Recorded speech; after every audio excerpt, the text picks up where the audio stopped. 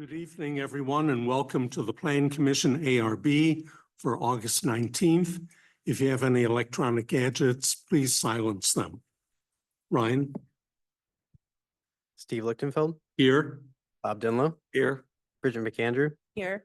Helen DeFate, Here. Kami Waldman, Here. Jim Arsenault, Here. David Gibson. Here. Okay, we have minutes from the previous meeting on August 5th. Are there any changes? No. Seeing none, do we have a motion? I move to approve the minutes.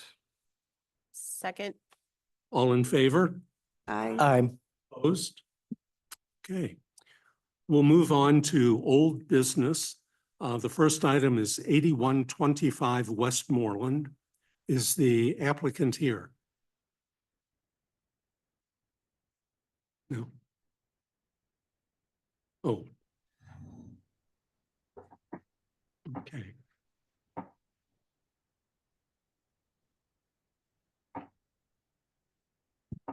Okay, we'll get started. Mr. Chair, Ryan? I'm sorry. Eric Vietmar from Vols Engineering. I'm virtual this evening. Oh, okay. We'll get to you in a couple minutes. All right. Ryan, will you lead off? The project was before the ARB on May 20th and was continued for revisions. The property is on the north side of Westmoreland between Forsyth and Brentwood and is zoned R2 and is located in the Clayton Gardens Urban Design District. The property is developed with a two-story single-family home and has no garage. The applicant is seeking to construct a two-car garage at the rear of the property. The applicant is requesting approval of alternative compliance to use permeable pavers to meet coverage. The pavers are revised to measure 60% impervious in conjunction with their 40% open area. Additionally, some coverage is proposed to be removed. While permeable pavers are permitted, the zoning code does not include them as a method to meet coverage. Their paver area would measure 139 square feet or 2% of the lot area. If the pavers measured 100% impervious per the code requirement, coverage would increase to 55.8%. If the pavers measured 60% impervious as requested by the applicant, coverage would increase to 54.9% and the maximum permitted is 55. The ARB must grant approval of alternative compliance for the paver system to be measured as 60% impervious. To approve, the board must find that the proposal provides a result equal to or superior to what is mandated by the zoning regulations, and that the proposal is the product of unusual circumstances. Given that there is no unusual geography for the lot and that the construction of a garage is not required to maintain conformance with the zoning code, staff are of the opinion that the proposal has not met the criteria for alternative compliance. Staff recommend that the item be continued to allow the applicant to consider revisions. A detached two-car garage qualifies for administrative review. If the design is modified to comply with the lot coverage requirements, then the project would be able to be processed administratively. Okay. Who's going to respond to that? That would be me, Mr. Vietmar from Vols Engineering. Okay. What's your first name? Eric. Okay, thank you. Do you have anything to add?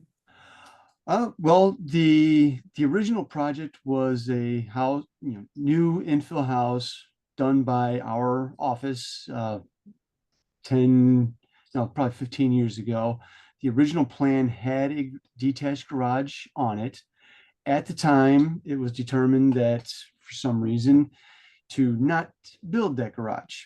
And now they're wanting to build, but there had been some other changes during the initial construction or sometime thereafter that had inadvertently, well, not one involved in it, added some impervious coverage here or there. So a new topographic survey, along with the plans for the new detached garage, showed that doing everything without permeable pavers, as Mr. Hell pointed out, would increase the site coverage in excess of what is allowed.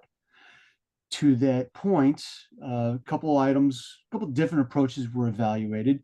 The first was moving the new detached garage up to the existing patio and driveway that is currently on the site. It was determined real quick that this would not allow sufficient turning movements to actually use the garage. So we had to push it off of the existing driveway. It was discussed with the owner and the architect to try to do this alternative compliance by using permeable pavers. And we selected a product that has a minimum 40% open space, although I think it's probably a little bit closer to 50% just based on the information I've seen from the manufacturer's website.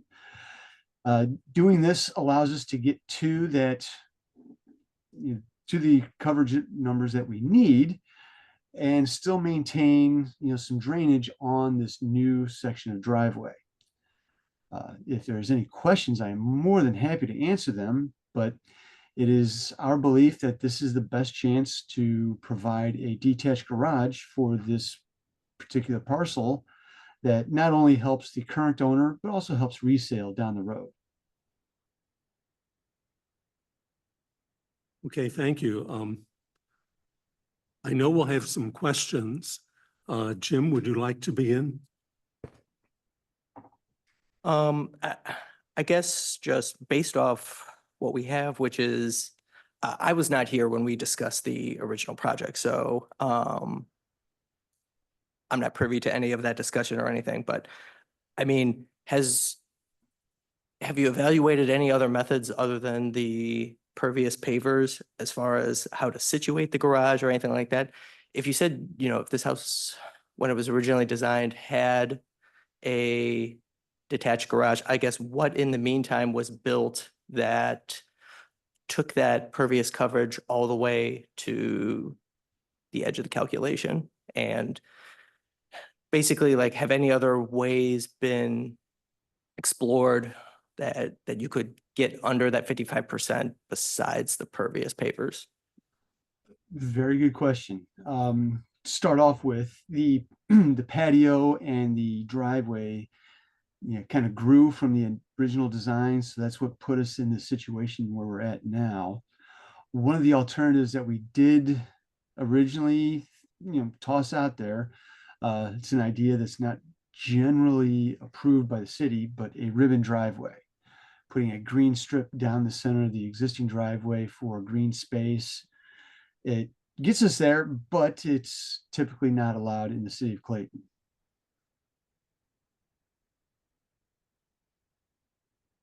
Okay, yeah, I can say overall,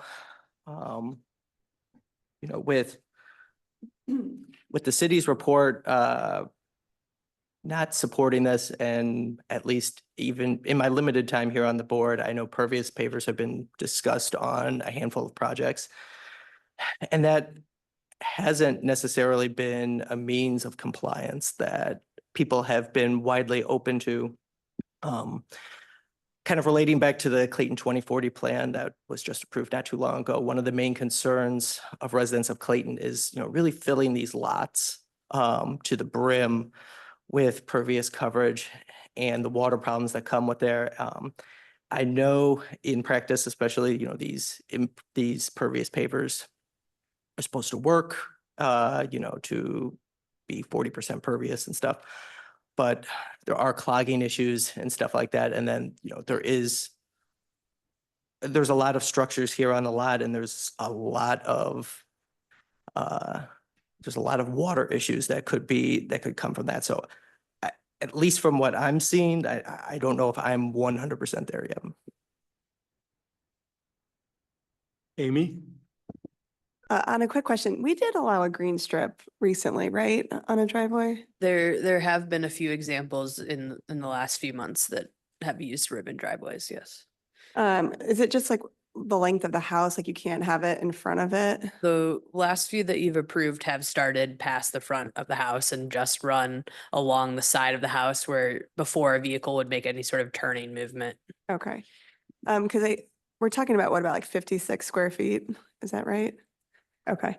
And just so quick question for on C2, all the like gradient areas, are those all existing concrete that you are removing? Is that right? Yes, that is areas that we are proposing to remove to help get us to compliance. And even those still required us to do the permeable pavers, or if the board and staff are amenable to a ribbon driveway, if the owner is still open to that, that could be the option there. But yes, those areas shaded are set to be removed. I mean, I can't do the quick calculation. Is a green strip like the length of the house? Would that get you 56 square feet? I would have to run the numbers. It was just briefly brought up at the beginning, and that's when I told the rest of the design team that there is documentation with the city that says it's not allowed. If the city is going to start allowing that on a case-by-case basis, I would still need to do the calculations to see if that would get us to compliance. Okay. Yeah, because when I look at C2 and I just see, all the stuff that you are willing to eliminate, I mean, you're taking away some of the stuff on the side of the house, part of the patio, all the, the individual little pavers, I don't know, like little stepping stone style things, in the back. I feel like they're really trying to meet this. And so maybe we could look at that green strip to see if that helps at all. But I do feel like, your client is really trying their hardest to do this. So, if we could look at that green strip, I think I would be more inclined to approve it if we could check to see how long or how much square footage that would be. Okay, I appreciate that. Ellen? Okay, taking off on what Kami said, and I see that you've removed part of the driveway. I believe you've narrowed the driveway. Am I correct on C2? Yes, about 8 inches to a foot adjacent to the house. Could you get another couple of inches out of that? Then it starts to become a little too narrow to, comfortably traverse. Okay, so the wheel base would be a challenge, keeping the wheels on. What about the patio? Could that be curved or angled or, I mean, it seems like you just need to pick up a few feet here and there. Right. Oh. And that is items that I've brought up, met with the owner and the architect on site. And the owner and his family, they use the patio. So, shrinking down that patio any much more than we already are is not a welcome subject, if you will. Right, but in this case, it seems that there may be need to sort of give and take a bit. I'm not saying eliminate it a lot, but a foot, 8 inches. I understand what you're saying about the driveway or the turntable in front of the garage. Can the garage be angled a bit? They're all small contributions, but you may be able to get it to the square footage that you need. Right. Angling the detached garage would actually be counterproductive because we're already on the accessory building setbacks. So Okay. angling it will push it actually the left-hand side of the garage closer to the house, rendering part of the garage a little less usable for a vehicle. Okay. No, I wouldn't initially recommend angling because you wind up with spaces that, especially at the side yard setback, you get a space that is not, particularly usable. You lose some of your usable square footage. But I think here is a situation where, maybe these small things can add up for you. Yeah, numbers add up is certainly true. And Yeah. this is all information I'll have to take back to the architect and the owner to see how they would like to respond. It's all good Okay. feedback. And maybe from what we've said, they can come up with even better ideas, hopefully. Yeah. Bridget? I guess I was just curious, is this using the pavers? Is that something that you advocate for other clients or you have in the past? I'm just curious. This particular style of paver I've actually never used before. This is more of a grass paver. It's reminiscent of a very, kind of a 70s paver style where you have a lattice work with grass growing in the open spaces in between. The particular style that I am promoting on this one is actually a recycled material, so it's not concrete. It's not going to get hot like that in the summer. It's not super heavy to maneuver. It's recycled material, but it stands up to even heavy truck traffic. So this is actually a new one for me because typically it's your standard permeable pavers with sand in between the blocks. This is something different. This is something that offers significantly more open space for drainage. So it's new to me. Okay. I guess and I'm also, as others have said, I appreciate the fact that the homeowners have, really tried to find some alternative ways. But from what I gather, from what I understand from our code is, in order for us to grant this or allow this alternative compliance, obviously allowing the permeable pavers to count for 60%, we have to ultimately find that that does a better job of complying with what our code requires. And it's just difficult for me to come to that conclusion. Because the pavers, what our code requires is, we of course want to handle stormwater, but we're also very concerned about green space. As Jim and Kami, everybody's already mentioned, we're concerned about, losing green space in Clayton to homes that just are taking a bigger and bigger footprint. So again, I'm empathetic to the homeowners. I understand that they want to build a garage, but I think there just has to be a way where you find more green space rather than relying on these pavers. Bob? Fair enough. I just want to make sure we have the big picture here. Is this about adding 50 square feet of pervious green space? Is that what this whole matter is about? 50 feet, 50 square feet? To clarify, it is 139 square feet. It is quite small, 50 square feet, very small. Ryan, wait, didn't you just say 139 square feet? It is 139 square feet, equivalent to 2% of the area of the lot. Okay. So it's not 50, it's 139 square feet. If they're only 0.8% over, if you just, how does that work? That's if we count the. Okay, um, so at 139 partially square permeable. feet, it's kind of like a very small lawyer's office. We'll just start real quick. So That's the wait, way I so look at it. if it's at 100% impervious, it's at 55.8% impervious. So if 0.8%, to get it down to 55, how many square feet is it? Like the 0.8? That makes sense. I'd have to run the calculation on that one, but Okay. That's where I just roughly came up with like the My 56. question really is, how much green space is this homeowner short? At 0.8% is 52 square feet. Yeah, 52 the 100 square is the feet. size of the permit. So- The 139 is the size of the area that they're proposing to be pavers. So to solve a 52 square, well, would the 100 plus square feet cover pre-existing pervious or impervious? Are they taking out a driveway that's all covered up?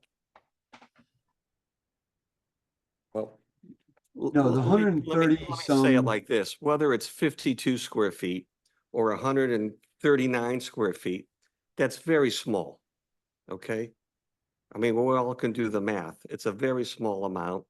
I think the homeowner with his staff, or with his team, have tried to push things as far as he could do it. And then I talked to a couple of esteemed colleagues here. I did a Google search about these pavers.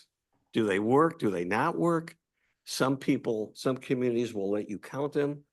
Some will not let you count them. They have problems with maintenance over a long time. You don't want to put them in areas where there's heavy traffic, which would exclude a driveway, I think, you know.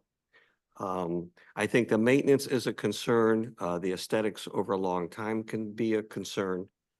This is what I read of the downside. The upside is it does do in part what it proposes to do. It may not be as pretty, but it can do it, you know? That's the conclusion I kind of drew from the research and what have you. That being said, I think for us, you know, these people are going to invest big money. They want to build a garage. They have a 50 to 100 square feet issue of trying to make it as green as possible. I think the pavers would go a long way to solve it. It's their driveway we're talking about. I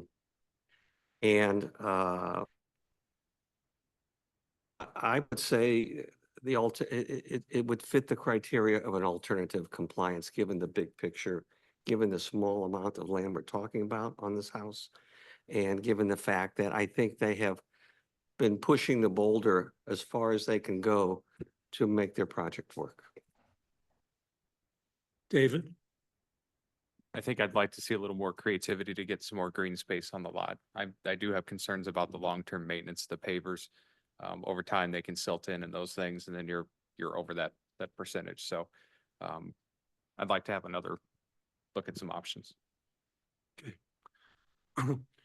When I looked at this and realized that the original garage was turned into livable space, I think it's very important that we try to get this new garage onto this site for many reasons.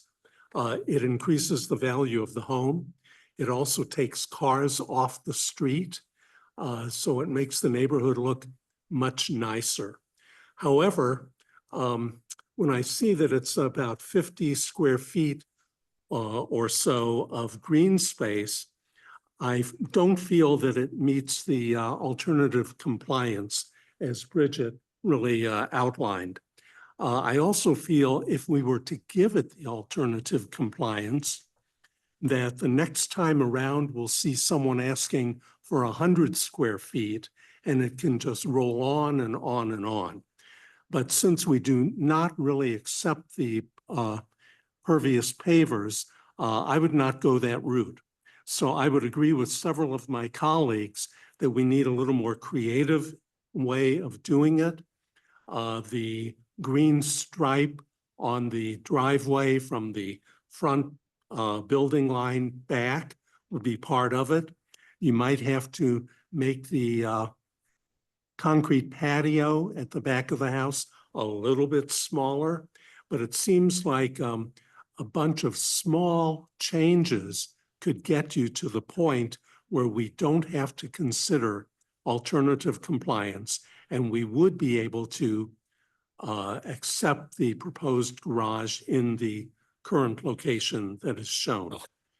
So as City Manager Gibson just said, I would agree that we'd like to see another creative solution that may remedy the whole situation, allowing the garage to go in and not forcing an alternative compliance. Eric, your comments? I will take all this feedback back to the architect and the owner, and I'll craft my own proposal to them as far as how I think we can best meet your requests and see what we can come up with. Okay, we will continue this item to a future meeting. All right. I appreciate everybody's time. Okay, thank you. Thank Yep, you very much. Do you need a motion? We do. I move to continue the owner's application to a future date. Second. All in favor? Aye. Opposed? Okay, thank you. Thank you. Okay. Now we'll move on to new business. And the first item is 9 North Beamiston Avenue. And I know the applicant is here. So Ryan, yeah, we're ready. The subject property is the site of Beamiston Place, a mixed-use PUD bounded by Maryland, Beamiston, and North Central Avenues. The proposal includes a sign package for residential signage that does not impact retail signage along Central. The staff report identifies the location, size, and materials for the signage. Signs EO 4 and 8 are not subject to the sign regulations because they are internal to the structure. EO 5 and 6 are identified on the sign plan, but no additional information has been provided. And I'd like to clarify that the applicant did reach out today and provided additional information about EO 6, and that is something that we could review administratively. Staff are of the opinion that the complete sign package should be submitted to staff for review. The signage not submitted for review by the ARB should be subject to the requirements of Chapter 425 sign regulations. The applicant is requesting approval of sign modification for signs EO 1, 2, and 3, which do not comply with the signage requirements. 1 and 2 are located on the north facade just south of the Shanley Building and driveway that connects to North Beamiston Avenue. The signs do not comply with the location requirements, given that they do not face a fronting street. Staff are of the opinion that the location of signage is logical, given their presence above the front entry and adjacent to the passenger loading area. Additionally, staff are of the opinion that EO2 does not take the form of a traditional awning sign as applied to the code section, since it is not applied directly to an awning face, and staff are of the opinion that the sign will have a minimal visual impact. EO3 is located on the eastern facade. Signs are limited to a maximum of 50 square feet, but this sign measures roughly 70 square feet, equivalent to 0.4% of the facade area. Staff are of the opinion that the sign is likely to have a minimal visual impact on the surrounding area, given the small proportion of the facade occupied by the sign and the limited visibility to adjacent uses.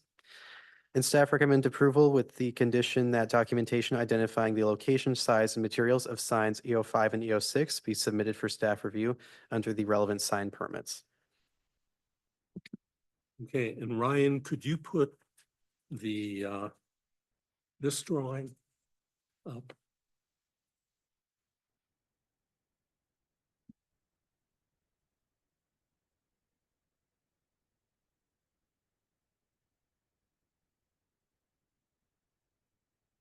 No, the plan showing all the sign locations.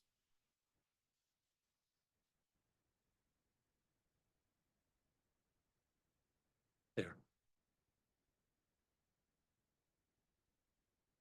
Okay, thanks, Ryan. Steve, would you, are you going to speak for this? No, other than say, Well, we need to record you. Give us your name. I'm Steve Brown. I'm the president of the company that develops the project, and I'm the managing general partner of the project. And been working on this for about 4 years. And we just opened the building, and we have 20% of the building leased already. So we're very excited about that. I apologize to the group. I thought that the signage was part of the PUD. And although there was references to signage in the PUD, I was mistaken. So I'm here to ask for your forgiveness. I think the signage looks great, but that's up for you to decide. That's really, I'm here to answer any questions that you might have about the signage. The only other difference from what was shown at the PUD, there was a large 7800 that was shown on the north wall of the Shanley Building. We elected not to do that. We thought it was a little bit too much, even though, again, that was shown in the PUD. That's the only other difference on the exterior. So, but overall, I'm super pleased with the way the building's turned out. I hope you are too. And once we get around to having our opening party, I'll invite you all to it. So. Well, I can only speak for myself, but I hope for others. It's a fabulous project. It was a long time coming. We went through many different ones over the years. I think it's a great addition to the city. I like everything. I like all the signage, but I have a question. Why is it Beamiston PL and not Beamiston Place? It's our logo. Well, if you look at a street sign, it's a little bit of a play on words, PL, but it's not a scientific answer. It's just, I think the designers wanted to be a little bit more creative with it. And it really is on North Bemiston Avenue, so. But I don't really have a good answer other than it's our logo and it maybe looks better. But I think that's not a black and white opinion there. Okay, well, I'm in favor of everything. I think the conclusion in the staff report, which hopefully you had, Yes, I saw it. okay. I agree with it, so Thank let's you. go around. Bob? I just want to echo Steve, what Steve says. I think your building is really beautiful. I love the exterior. Oh, thank The you. different colors.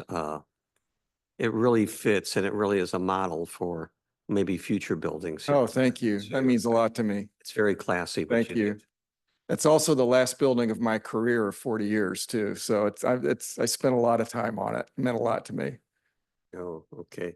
And as far as the recommendations, they just said you didn't have enough paperwork to document signs 5 and 6, I think it was. I actually submitted, 5 I couldn't find, but 6, I sent that to Ryan earlier. It is a logo that really just has the stylized B, and it's a 20 by 20 logo. And Ryan said that was within a size that we could submit that administratively. And those are just logo decals that'll go on the glass walls on either side of the glass doors. Well, it sounds like this is a very minor issue to rectify. Fine. Yeah, and then we'll come back to you for the retail signage. Really, we have kind of an overall concept in the PUD, but we'll come back specifically. We're actually working with, it's been slow to get the retail space leased. It's hard. But we actually have a solid signed letter of intent with for the corner space at Central and Maryland. And we have a really strong prospect for the corner of the alley and Central. So, but the residential's been amazing. People just walk in and they just go, wow, and they're so excited. So I'm very confident that's going to be a very thriving residential community there. Well, I hope you can solve the first floor answer because all the developers have that same response that you do. It's hard. Yeah. All right. It's harder than I thought it would be, retail, but I think we'll get there because the building is really beautiful and it's in a great spot. There's been people that have approached us along the way and we've decided not to engage because I met with Michelle Harris a couple of weeks ago. The worst thing we could do would be to put someone in there, then they go out of business 6 months later. So we really want to work with people that are going to be there for 10, 15 years. And so that's what we're really committed to do there. And people and businesses that'll add life to the neighborhood. So. Bridget?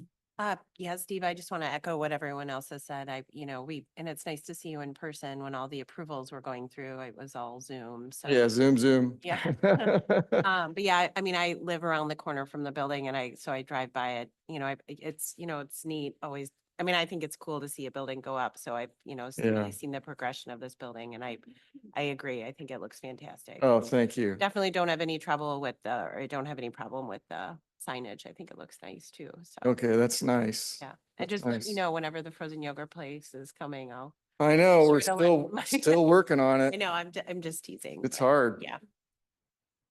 Ellen? I will say ditto to everybody else's comments. I'm just up the block, so I'm a neighbor and I Okay. love it. Oh, great. Thank you so much for the wider sidewalk on Maryland. Oh, isn't that nice? It used to be a little skinny, Right, 3-foot wide right. thing. yeah, it is wonderful. Yeah. And I like the apartment private entries on Maryland. Yeah. I am so happy you did it. Oh, good. Talon, I'm glad you brought that up and maybe this can be another meeting, but in our design, and we actually showed it in the PUD, we had those numbers to those apartments, just like they're built. Jackie, who's great, she's been out at the job every day with your building permit group. She said that by code, those signs need to face Maryland, that they're not appropriate to be like that. So that's just something, I guess we could move them, but I don't know if that's something, maybe I gotta come back to you guys That's later. actually, yeah, that piece is actually related to our building and fire codes. So that's maybe a not- fire code. Yeah, that's not sign regulations at the ARB. Okay, so that's not an ARB issue. Right. I got you. So I'm trying to figure, I didn't want to just rip them out and move them until we really thought about it, because they were actually shown that way in the PUD. So I don't know, maybe you guys could give me some advice on what to do. I don't know if PUD overrides No, fire or fire overrides numbers- PUD. Yeah, the fire would override PUD. The numbers are a requirement based on fire code so that we can find the addresses from the street. Okay, So if you wanted to have both, the projecting signs, if they conform to our sign code with projection signs, you wouldn't Okay. even need ARB approval for those. But you would still need the numbers that face the street to conform. so if to I the move code. them to face the street, do I have to come back? Because Uh, they were shown the other way, they're shown the way they are now in the. No, as PUD? long as they're, Yeah. the just address numbers don't have to come through here unless it's the Right. large 9, that's because of the size. So just the address numbers typically don't require, Yeah. their approval. Okay, that's good to know. That'll help me think it through, because those are also secondary entries, by the way. I didn't know if everybody knew that. They're kind of like the back porch of those units, but I guess from a fire point of view, Yeah, look at it differently. that would be a question for probably our fire marshal That's a or fire marshal fire question. marshal or Jackie, can help you with that, whether or not they're required. But if you're on having them shown there, that's probably the code she was referencing. good. For you. Yep. Thank you. Thanks for and thanks for your comment, Helen. Now, I think, to me, that's the unit I would want. Oh, yeah, if you have dog, if you have a dog, Yeah. it's great. And just, it's like a townhouse, but Mhm. it's apartment size. Yeah, 2 bedrooms, it's perfect. Yeah. So, No, and I love the fact that it puts people on the street. mhm. You know, you feel like there's people around, someone Yeah. will come out. That's actually my favorite facade, is the one that's on Maryland with the bays and the townhomes, and I love it. So, Yeah. My only question was, Steve already asked it about why you used PL and not place. yeah, well, I don't know. Great. I don't really have a good answer for that. No, I mean, place would have been a much. It would have been bigger. larger- Yeah. Mm-hmm. It really looks good. Thank you. Oh, thank you. Amy? I think the buildings look great, and I think your signage fits the buildings very nicely. Oh, thank you. Yeah. Thank you. Jim? I also am a very big fan of the building and more importantly, my 5 and 3-year-old are very, very big fans of the construction. Oh. And You live nearby then? yes, we Okay. actually spend most of our mornings doing a loop before we go to daycare. Oh my gosh. Because they want to see the progress and are waiting eagerly for that corner to be filled by something so they can visit it. I will say, knowing that this was on the agenda and then saw the signs on the building, I'm like, oh no, I hope this isn't a case Yeah. of like, it's easier to get I messed forgiveness up. than permission. Yeah, But I accept your contrition. yeah, thank um, you. And also, as someone who has written about the Shanley building in the past, I just want to express, I'm very thankful that you saved that building. Yeah. And I think it's a very good example for, lack of better words, there's a lot of people who are coming up here basically saying it's too hard to build, like with all these Mm-hmm. restraints. And I think you showed ways that, so many people are like, oh, it's just too hard to save this building and build an attractive building around it. I think you've more than met that challenge. And hopefully that's an example to other people that, maybe to think a little more creatively on some of these Well, thank projects. you. Yeah, we're happy with the way it's almost finished, but yeah, when you go inside, it's beautiful. And you guys, the lobby's open, so you can walk in any time and just tell them you're with the ARB and one of our staff will give you a walk around anytime you're interested. So, but yeah, the Shanley turned out great. And we've got a whole art program, and the art program for the Shanley is going to be a little more educational on the history.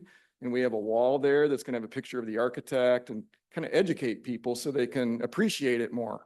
So, yeah, but I'm really pleased with the way it's coming out. So, wow, I'm overwhelmed with your support. Thank you. David? I don't have any questions. Looks great. Thank you. Well, hopefully you'll fill that corner or the Yeah. alley corner, maybe even with a business that was displaced Mm-hmm. from that previous location. Yeah. So Yeah. All right. love to see things filled up, but we understand how difficult it is. Mm-hmm. So we do have a staff recommendation to approve with the one condition that we've already talked about. Do we have a motion? I move we approve the staff recommendation with the one condition to provide documentation for signs 5 and 6 as specified in the But application. I can do that administratively. I don't have to come back to ARB. So we just go back with Anna, right? With you? Is that? or- You'll just apply for the sign permit, and Okay. Ryan will process With that Ryan? for you. Okay, perfect. Thank you. Second. All in favor? Okay. Opposed? Okay. Thank Thanks, you. Steve. Thanks for coming in. All right, have a good night. You too. All right, bye-bye. Okay, we'll continue with new business and we'll go to items 2 and 3, 17 Brentmore Park. Is the applicant here?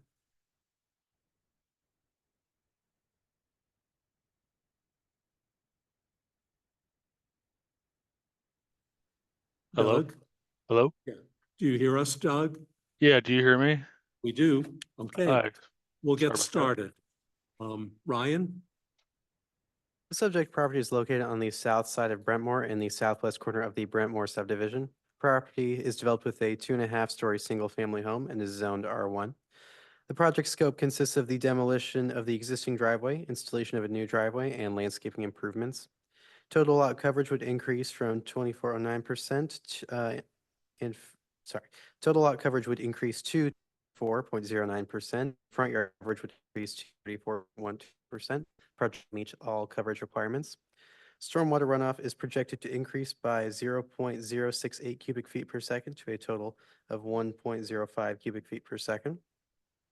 The project includes a variety of landscaping improvements and no trees should be impacted by the project. Existing HVAC units, utilities, trash, and lighting will not be impacted by the project. Staff recommend approval of the site plan review as submitted. Doug, do you have any comments on the site plan review? Sure. Good evening, everybody.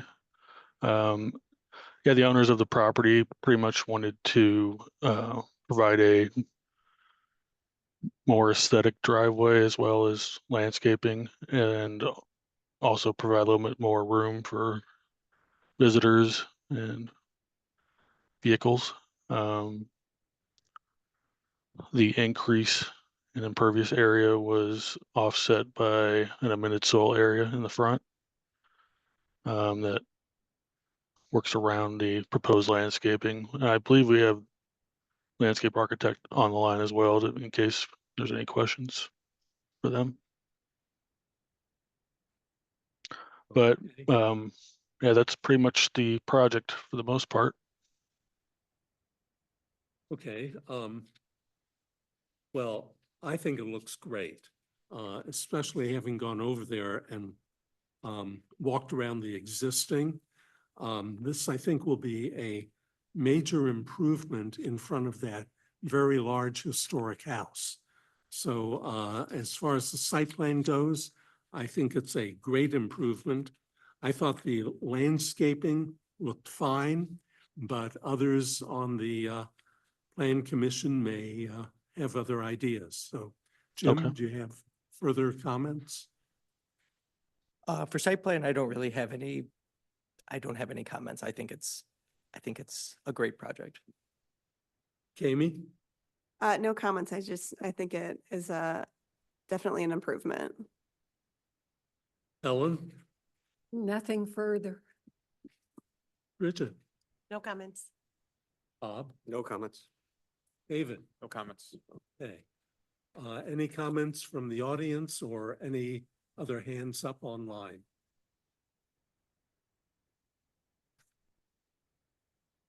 No. Well, on the site plan review, we have staff recommendation to approve as submitted. Do we have a motion? I move we approve the staff recommendation to approve the application as submitted. Second. All in favor? Aye. Opposed? Okay, let's move on to the architectural review. The existing asphalt driveway would be removed and replaced with a new exposed aggregate drive. The driveway would be roughly in the same location and expanded. Two stone walls would be constructed adjacent to the driveway, one in the form of a decorative screening wall in front of the home, and the other would be a retaining wall on the south side of the driveway. Landscaping is proposed throughout the front yard and exhibits a hybrid design of both organic and curated placements. Given the variety of driveway, landscaping, and front yard walls in the neighborhood, staff are of the opinion that the proposal will complement the existing property and surrounding area. Staff recommend approval is submitted. Okay. Doug, any comments on the architectural? Sure. Is Jeff Davis on the line? Ryan? He was the landscape architect. Doesn't look like it. Okay. The walls in front, I believe, are brick with a cap. Let me pull them up.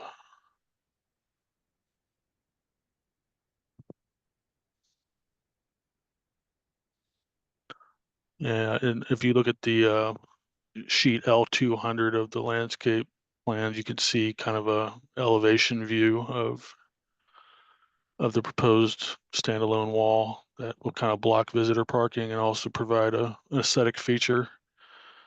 This smaller retaining wall on the side of the driveway is a modular block wall, really meant to just make up a little bit of grade. It's only about 18 inches tall and on the side of the property, so it's a little bit harder to see. And then as far as the landscaping, I will do my best here. I'm not a landscape architect, but I believe Jeff coordinated with the owner for some plantings and landscape that they thought would go well with the project. Doug, the way I'm reading the drawings on L200 is that all of the walls are faced in stone. Is that correct? It is correct for the wall that is next to the visitor parking in front. There's a very small wall that's on the side, kind of where the, let me see what's a good place to look at it. If you look at sheet C2,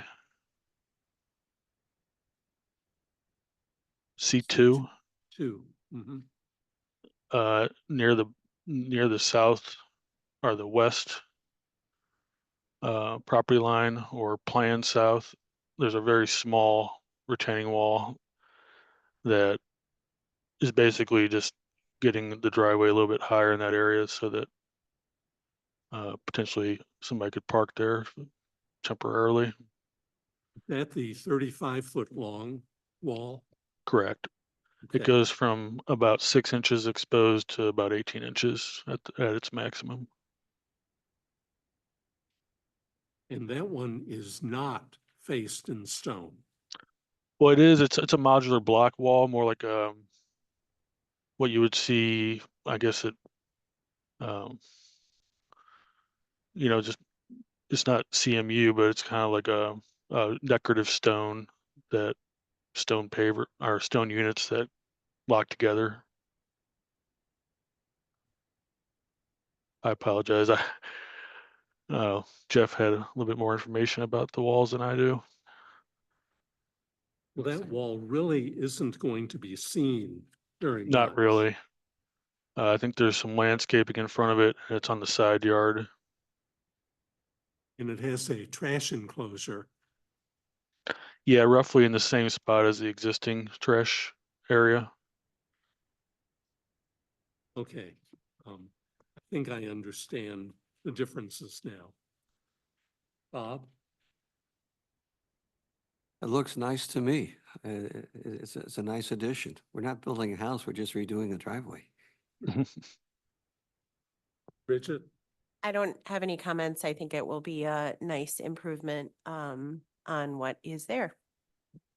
Ellen? No comments. Amy? I just, in agreement, I think it'll be a nice addition. Jim? I wasn't 100% sure, just looking at the plans that it was exposed aggregate, but that's been called out. So as long as that's the case, I think it's a great addition. Correct, that's right. David? No comments. Any comments from the audience or online?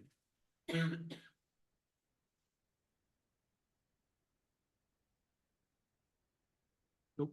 Okay. Well, here again on the architectural, we have a staff recommendation to approve as submitted. I move, we approve the staff recommendation, approving the application by the owner. All in favor? Aye. Opposed? None. Okay. Thanks, Doug. Thank We'll, you. Hopefully it'll get moving soon. Yeah, I think it's starting in September or October. Before the winter, Yep, if we have a winter. yep. Thanks, everybody. Thank you. Okay, we'll move on to items 4 and 5. It's 201 Brighton Way. Is the applicant here? Okay, good. We'll get started with the report first.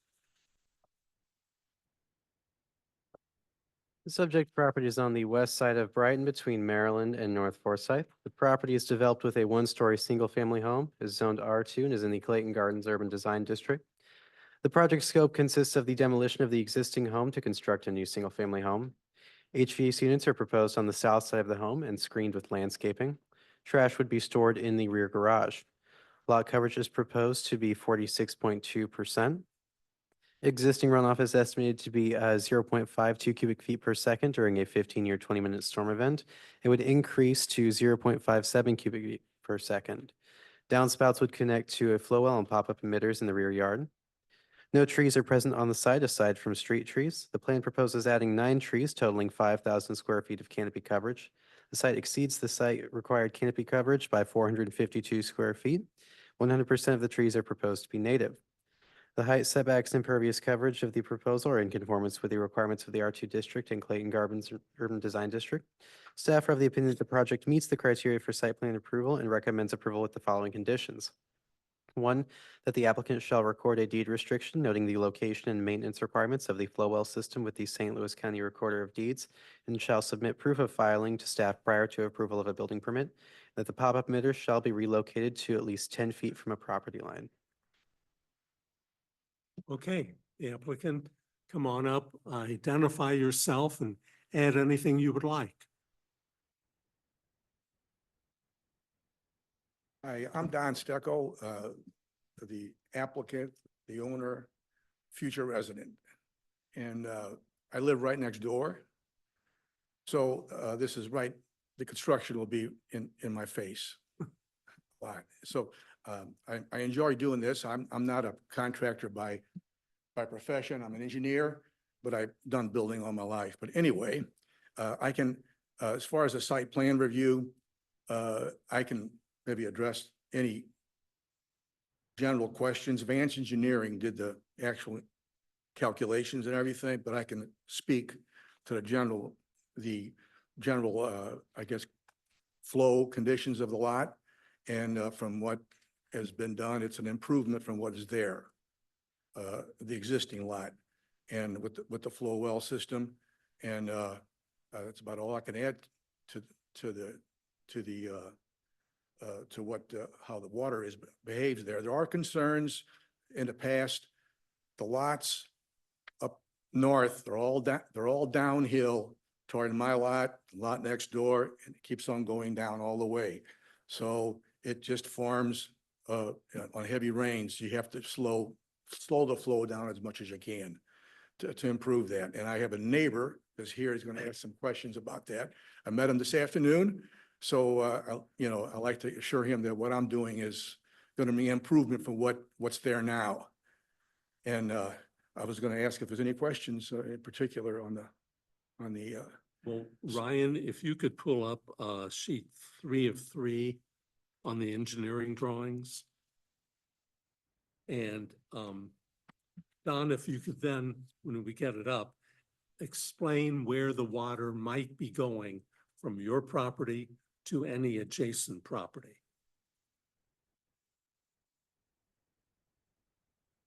There we are. right now, the flow is from the street generally to the back of the lot. It goes from west, or goes from east to west. That flow is not going to change.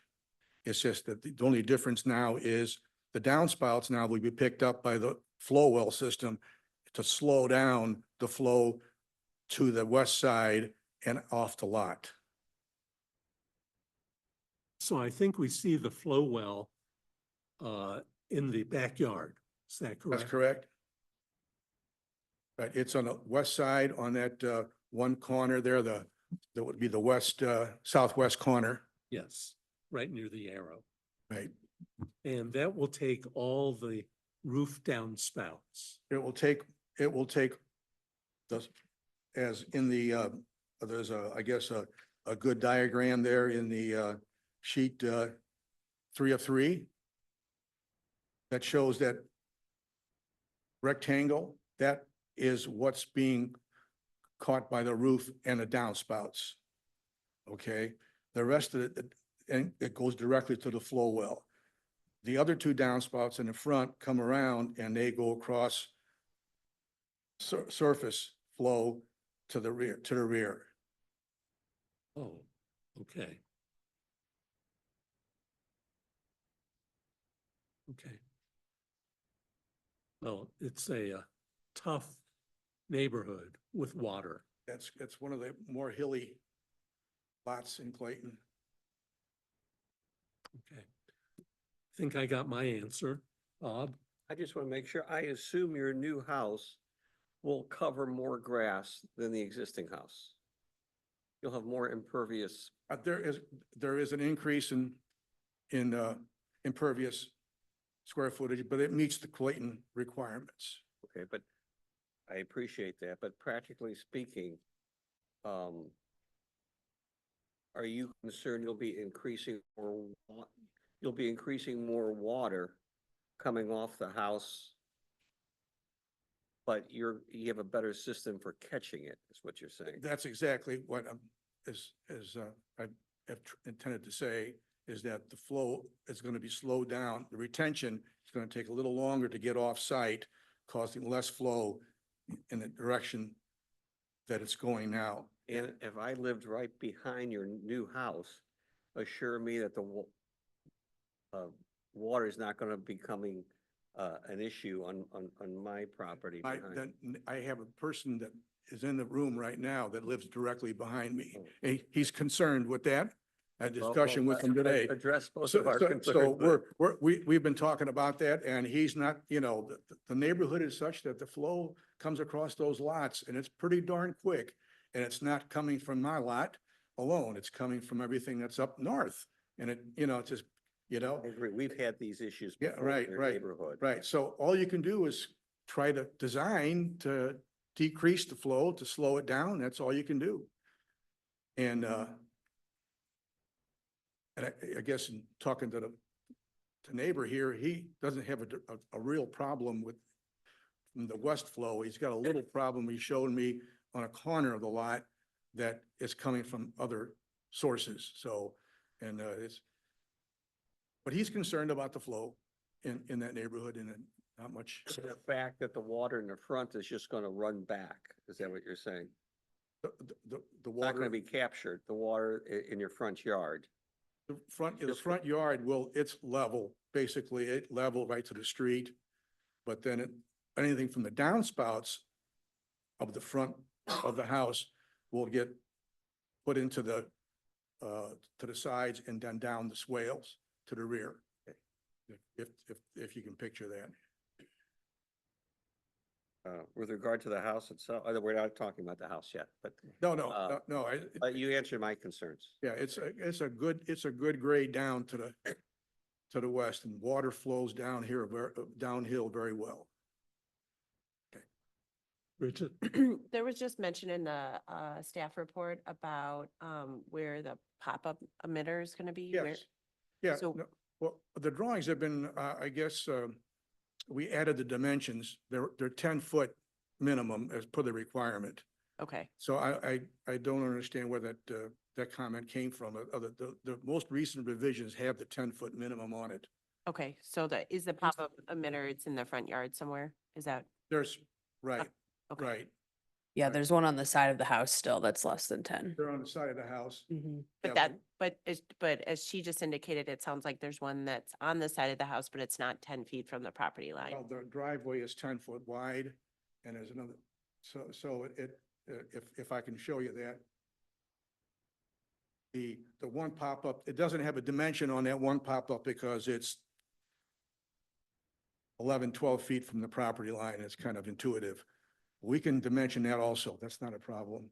That's the one on the south side. So if you Yeah, see the yeah. corner there, not on the driveway side. It says just north of, just up, if you move your cursor up a little bit, Ryan, right there is where the pop-up emitter is in the swale. But that's the one that was moved. That's the one that's not 10 feet from the property line. On my drawing, it shows 10 feet. On sheet one.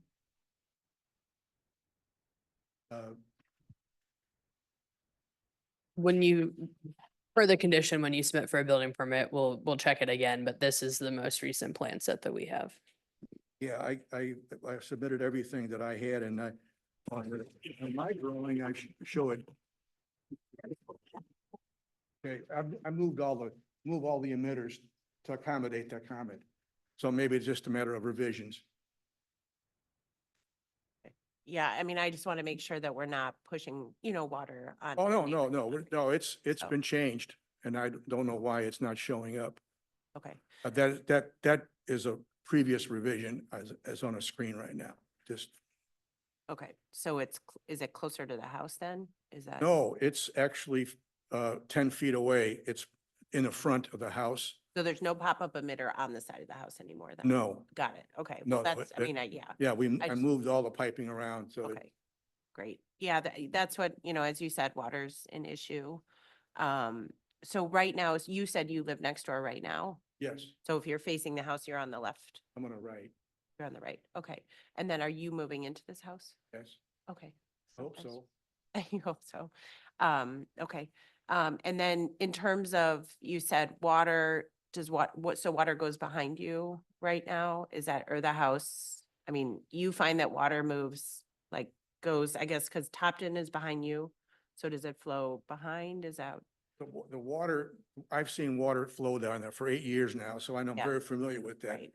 And on a heavy rain, there is a flow that I see that's in my lot that I own. Yeah. I see that flow, and I see it slow down as it goes to the left. Okay. Okay, so I don't actually see rivers. Yeah. I mean, maybe you can see drainage to other lots. I think my neighbor behind me said there is a access point between the lots that some of that water, as it comes down from the north, goes into that little area, but it's all, driveway, and it looks like it's been graded to accommodate that. But that's a bigger problem. That's just not 201 Brighton. That's a lot in that neighborhood. Well, and it looks like at least in the front of the house, there's a drainage, MSD, there's an MSD drain in front of the house. So in terms of collecting water from the street, there's a drain in front of the house. Oh, there is a sewer. Yeah. Yeah, but- there's a sewer there, yeah. Oh, It catches off yes. So that should, help at least with water in the front of the house. Yeah, there's not much source of water from the front of the house. Street level, it really starts with the rain hitting the surfaces and running west, and that whole block. Okay. I don't have any other questions. Ellen? I think all my questions have been taken. Thank you. Amy? Yes, I have nothing further. Okay, Jim? Nothing further for me either. I appreciate the additional landscaping too. thanks. David? I don't have any questions. Okay, on the site plan review, anyone in the audience? If you'd like to make a comment, come on up. Yeah, I bet. Well, no, we need you on the recording. Please identify yourself with address. My name is Dennis Plummer. My wife Carolyn, 200 Topton. Met him a couple hours ago because he watched me. I got the materials, for this meeting. And right now, the water flow goes where it needs to go. It's going down. It's not a big problem, even though it comes downhill. On the one side, there's an easement. And a lot of water comes down that easement, and there's a catch basin that catches a lot of that water from your new lot and from the other lot. And then that continues up. I don't know what you call that, but it's a big round, and it catches a lot of that. What I'm concerned about is in the construction that is somehow the backyard that's kind of crested about right, that you change that. Right now it's working, and if that was to be changed, then the water might flow down right into the middle of my backyard instead of around both sides. Right now it's actually flowing around both sides. Right, and there's, right. And there's gonna be water, but it kind of works. But when you have new construction, Yeah. if something changed and there's a bunch of arrows and things that I just, got something I could look at about an hour ago. As long as that grading is not alterably changed, the water will continue to go to places it is, but when there's something new. Yeah. So I think I made him aware of some stuff that, Yeah, that he yeah, wasn't but aware of. No, so. Dennis is saying, there's a lot of detail. There's, the details on a drawing show there's no change in grading Yeah. at all. In which case it should work, It but should if there work, is, I saw little, holes and things, so I asked him. And Sure. you asked me what I just want to make sure we don't change something so water's coming into the middle of my backyard instead of around the house like it's supposed to. Is this grading subtle? I mean, could I tell that there's a slant in the backyard right now? It sounds like the water falls to the side and then it falls back, sort of. It's actually right now, there's a swale between the houses to the south. That swale is gonna continue. Okay, it's not gonna change in elevation or higher slope or anything. It's gonna, in fact, it's gonna become flatter. So there's less flow gonna come to the point that he's talking, because I'm gonna level it with a deck. So that will retain some water. If I think the other side is basically the driveway, and that's gonna stay the same as what it is now. It's flat. It sounds like he's addressing that issue. I think so. Like I say, we just met a couple hours ago and I wanted to understand, so. Is your house significantly lower than this house, or? is Yeah, it- I'm right. Yeah, I I'm mean, about 80% of that back matches up with his Right, new lot. right. Okay. And, yeah, so. He's not the only one that's complaining about the water. No, it's- no, I know. it's- We want to, I think it's really important that as we build new houses, we're addressing the concerns of Exactly. current owners. So I just want to make sure, I'm happy to hear that you're not getting water now, that, because you have new construction kind of on either side of you, behind you. So, I mean, big I'm rain, glad water that- flows, but it flows where it needs to flow. right, now. right, So, right. And I'm happy to hear that. if we don't change that, if that's part of his thing, then. Anything else? No, that's all for me. Okay, any hands up?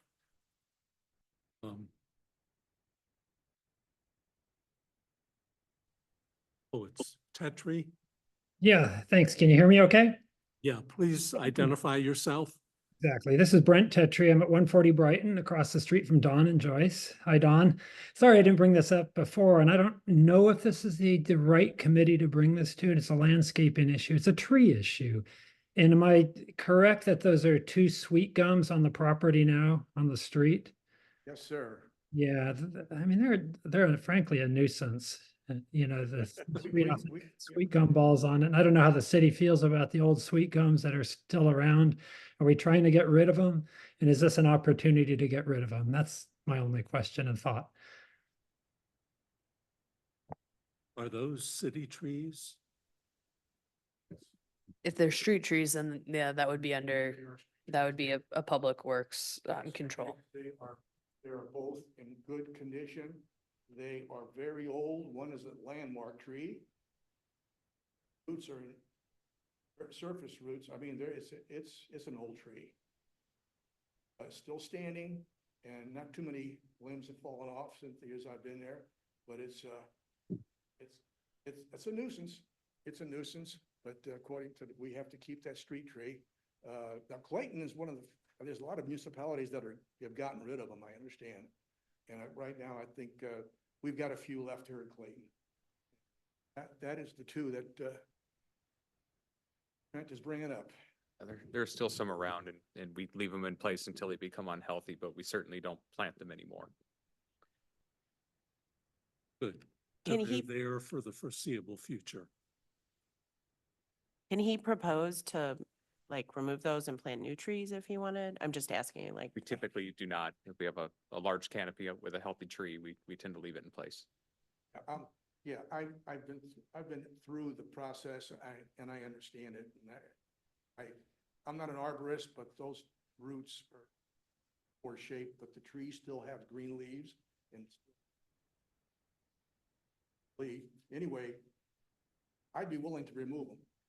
Okay, but if there's an issue with, this may not be the correct, but they're follow the guidelines is all I can do.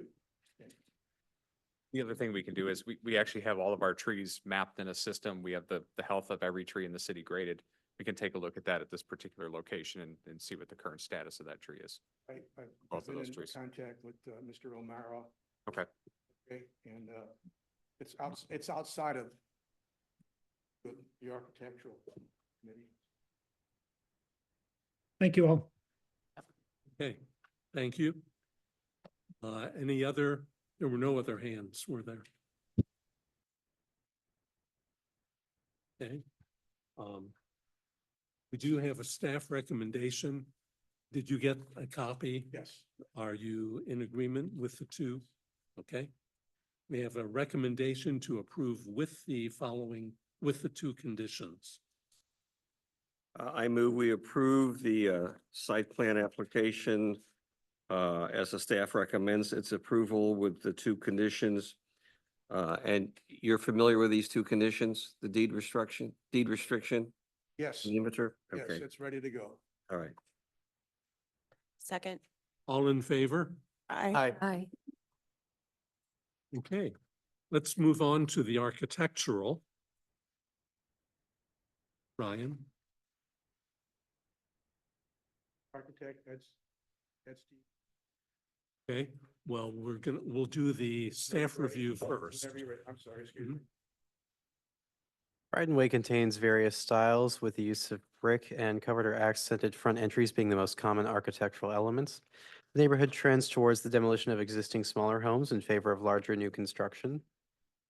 Proposed home would be 2 stories with part of the second story presenting as a half story. The garage would be accessed at the basement level at the rear of the property. The property would retain the common architectural elements of brick and recessed front entries. The project mean roof height is 27 feet 10 inches. Given the variety of home styles nearby and the similar height of the adjacent homes, staff are of the opinion that the height and massing of the new home is compatible with the surrounding area. The new home proposes a combination of traditional and modern architectural features. The home would be primarily comprised of white stone brick veneer. Windows would be off-white with composite cedar wood atop the window and brick rowlock below the window. A black metal roof would accent the front dormer. The front door would be recessed within an arched entry framed with lighting and accented with composite cedar wood atop the front door.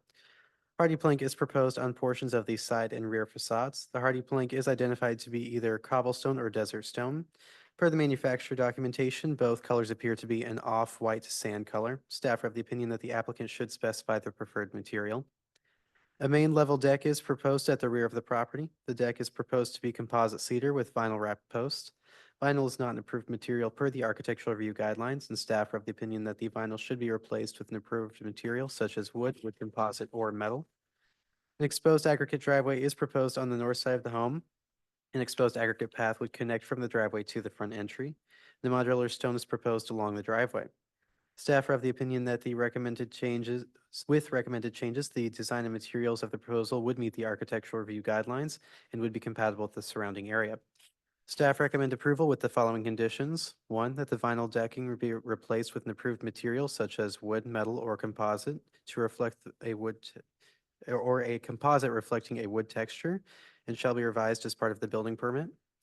And that the siding at the rear of the home shall be specified as part of the building permit submission. Okay, thank you. Good evening. Good evening. I'm Edward Stevens, Principal Architect of Edward M. Stevens Architects LLC. And where you want to start? Or, You'd like to add anything to it? no, I would just like to say, this is a cottage style 1.5-story home with 3,578 square feet of designed living room space, complemented by a convenient basement level 2-car garage. And it's a side entry garage. This, as we already talked about, this, the property site slopes toward the back of the home.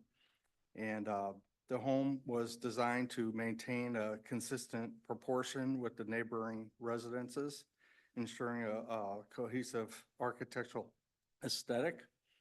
The predominant material on the exterior is brick and accent with siding that blends with the architectural character of the neighborhood. It's a good looking house. I'm glad you said it's a cottage style because it makes it look smaller That than was the part of what square we're trying to footage do. that it contains. However, when I was looking at the context drawing, it looked very big. Right. But I also realized that that roof line is going back. So when you're on the street, it'll appear much shorter than we're seeing in the two-dimensional drawing. So I don't have a problem. Initially, when I looked at it, I did. But in reality, I think it'll be fine. But let's go around. Architecturally, I'm comfortable with it. Bob? I really like the slant of the roof above the entrance. Thank you. It's a real eye grabber. It's very nice. And I like the metal roof to the front dormer. Better than just having asbestos. Thank you. It works very well. It's very attractive, I think. Bridget? Yeah, I agree. I like the slope of the roof and I like how the dormer, the roof is really large. But I appreciate that you kind of captured how large the roof is with the dormer, and I also like the metal accent. So, yeah, I think it works, there's not really an architectural style in the neighborhood. There's a lot of new buildings, so I think it certainly fits within the neighborhood. Thank you. Ellen? I'm glad that you gave us the rendering because, excuse me, the context drawing, like Steve said, doesn't do you any favors. And I know it's, how do you show brick? All of these lines, it looks dark. I like what you've done. The only thing that kind of bothers me a bit is the wood grain over the windows. Okay. Have you looked at the same material, but in a gray, a dark gray or something that would look more like stone? Because, and I know stone may not be an English, it reminds me of an English cottage, but with the front roof that, as it goes over the door, the front door, in an English cottage, I would expect a thick wood piece, Okay. which would be hard to obtain now. And that was just those little details. Okay. But I like it. I think you've done a good job. Thank you. Kami? I like it as well. I'm glad that it's, an asymmetrical house, and it's not just kind of like a box. I did have a little concern about the roof, just that visually there is so much of it on like the front facade. I don't know really how you solve that. I mean, I know you have like the one dormer and I do like the metal roof, but I don't know, there's just something with the spacing of the roof. It just is a lot, in my opinion. I like the wood tone. I think it kind of plays on it a little bit. Sorry to contradict. But I just think it adds like something you don't see every day. And I think it's a nice touch. It's just the front of the roof just sort of overwhelms me a little bit, but. Jim? I can say overall, I like the form of the house a lot. These composite wooden lintels over the windows, I do quibble with that a little bit. Typically, at least when I see this detail in more classic architecture, it's a very dark brown instead of this very light brown. So I think it presents as a little off. The other problem I have, and these are minor quibbles, I want to say, I think overall it's a very well-designed home. I'll be the one contrarian on the board. I do not like standing seam metal roofs on dormers.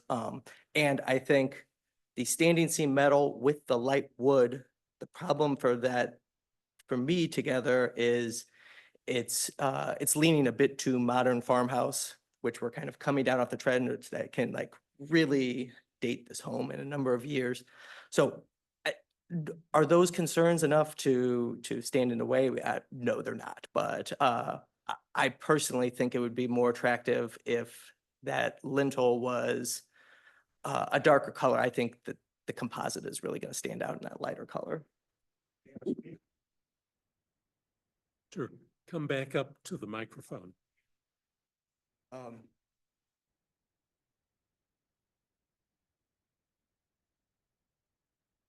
are darker shades.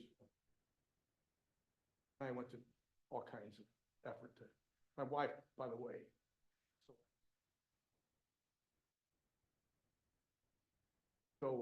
But there are darker shades that, so it's been tossed around. That's a good. I'll have to ask you, are we have to be engaged in marital counseling from this point on? No. Just as well. Anything else, Jim? No, and like I said, these are more, I would say, these are more personal preferences of my own that, but more I'm just putting the comments out there. I don't think either one of those are enough to stand in the way of the project as it's presented. David? No questions or comments. Any other comments from the audience on the architectural? I assume there are no hands up.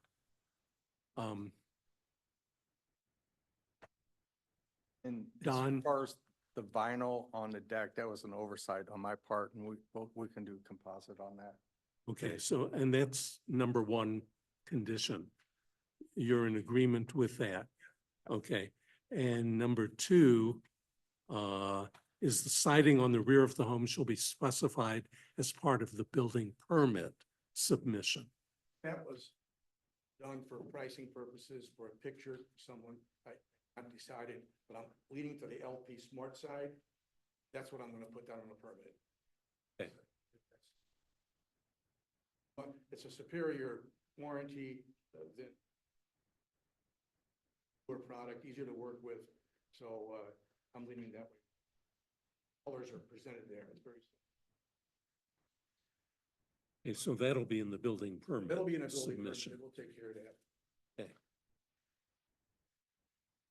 We have a staff recommendation to approve with those conditions.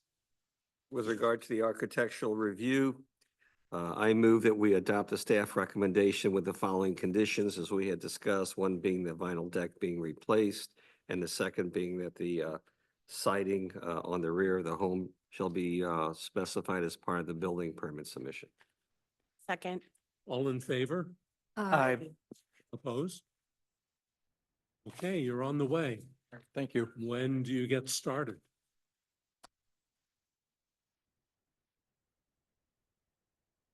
Soon, I hope. Okay. Okay, we have two more to go, but they are both at 121 Topton Way. I assume the applicant is here. So we will get started. Ryan, I think it's you again.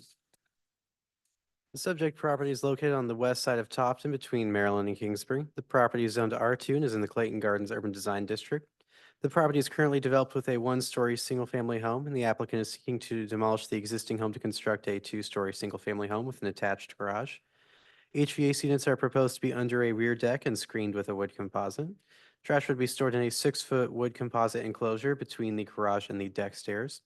Coverage is proposed to increase from 42.7% to 44.5%. Existing runoff is estimated to be 0.51 cubic feet per second during a 15-year, 20-minute storm event and would increase to sorry, there must have been an error in there. Downspouts would connect to a dry well and pop-up emitter in the rear yard. All existing canopy coverage is proposed to be removed. The plan proposes adding 4,250 square feet of canopy coverage, which is 165 square feet more than the replacement requirement. 53.5% of trees are proposed to be native. Section 405 4090A requires a minimum of 33% of new trees to be native and strongly encourages the use of native plantings for landscape, but does not specify a percentage. The landscape reviewer noted that 4 of the 13 shrubs and perennial species were native. With the new construction, the site and landscape is starting fresh, and therefore a higher percentage of native planting should be achieved. Staff are of the opinion that the percent of native species for shrubs and perennials should be increased to a minimum of 33%. Staff are of the opinion that with the landscape plan revisions, the proposal meets the criteria for site plan review. Staff recommend approval with the following conditions, and that to ensure the future maintenance and operation of the dry well, the applicant shall record a deed restriction noting the location and maintenance requirements of the dry well system, and shall submit proof of recording prior to issuance of a building permit, and that the applicant shall revise the landscape plan so that 33% of shrubs and perennial species are Missouri native. Okay. Come on up and identify yourself and add anything you would like. I'm Mike Thompson, Architect Thompson Design Group. As far as the site plan, essentially there's no additional runoff to any of the neighbors. And with the dry well, we don't have a problem with the conditions that they've put on it. So if there's any questions. I'm looking at drawing C4. And what you just said is the drainage will not change. Is that correct? Correct. Okay, that's essentially how I'm looking there. Right. There's some minor things due to the shape of the house. Right. Well, that's very nice. We rarely have a condition like that. Okay. You can see, everyone can see it on the screen also. You'll see it, it's essentially no change. It all slopes, of course, from the street to the backyard, falls a whole story. So we wanted to be sure that we weren't, so obviously the water gets going there, that we weren't putting any water on anybody else that wasn't there before. I really saw no problem with the site plan. But Jim, do you have any comments on that? Assuming that, you were okay with the native planting, what the city said along with that, as far as the species that are proposed. Yes. I'm not a civil engineer, but I don't know, I found it a little difficult that down to the 100th, that the stormwater is exactly the way of the current building. That, I'll be honest, that just doesn't 100% pass the smell test for me. So that did cause me to kind of look at things a little sideways. But no overall problems. Amy?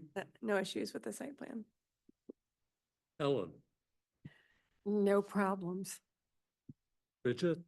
I was just curious because it, you know, it's just, and this is, I mean, it's, I guess it is site plan in the sense that you're moving the driveway to the other side of the house?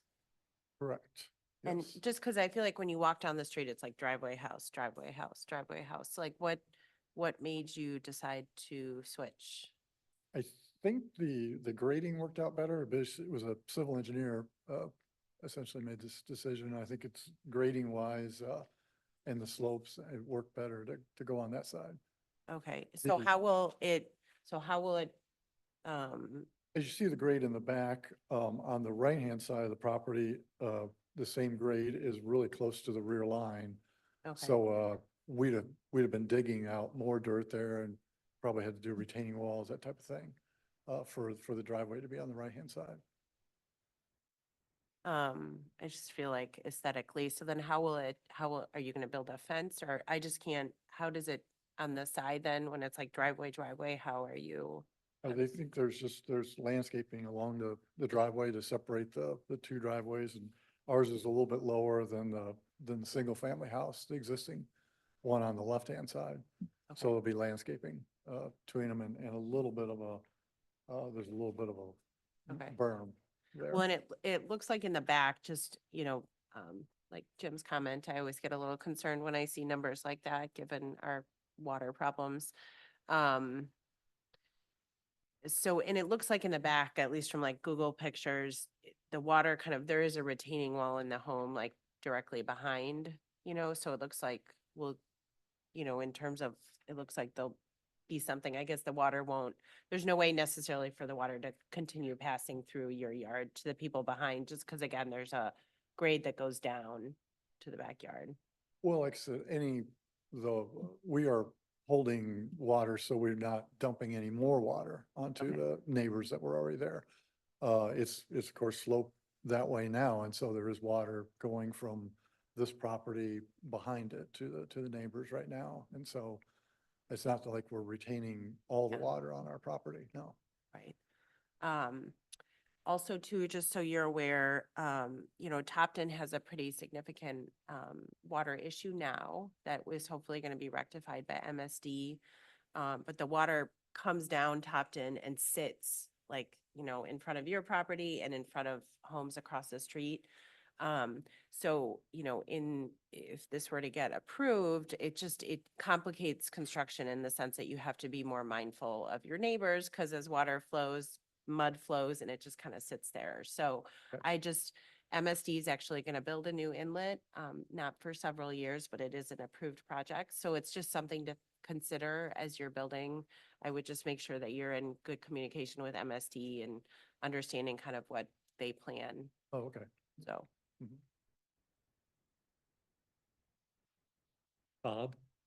I don't have any comment, but are you aware that the staff proposes that your landscape have a minimum of 33% of the Missouri native species? Yes, yes.